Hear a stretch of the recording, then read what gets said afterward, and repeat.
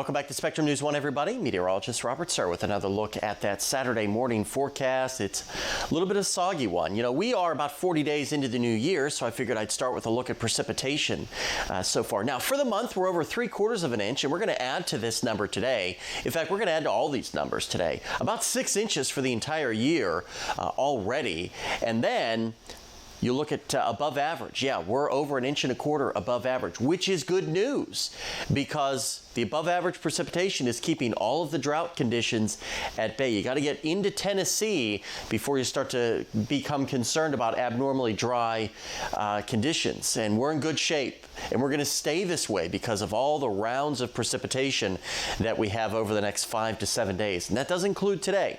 With showers kind of coming and going, it will be quite windy by this afternoon, but incredibly mild for most of us. You see here 60s before temperatures really crash behind the front tonight.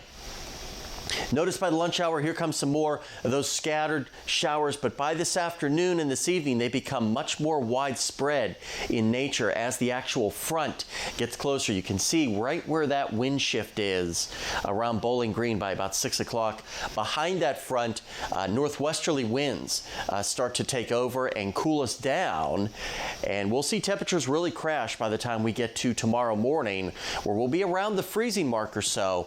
And then throughout the day on Sunday, and numbers not really going very far, only in the lower 30s, lower to mid 30s, instead of 70s, which is what we're going to see today, especially along and south of the parkways. That's where the warmest of the weather will be, but it will be windy at times.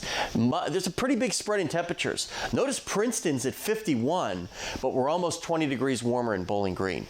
So a huge spread. No, it depends on your exact location in those temperatures, but everybody will crash into the upper 20s and lower 30s tonight with that rain and by probably 8 or 9 o'clock across the entire tri-state. We'll be quiet on Sunday as well as on Monday. Then we're watching a couple of systems moving through. There could be just enough cold air on Tuesday that locations along and north of the parkways or maybe along and north of the Ohio River could see some accumulating snow. That's something we're keeping our eye on. A stronger but milder system for Wednesday brings rain. And right now we're looking seasonal on Valentine's Day.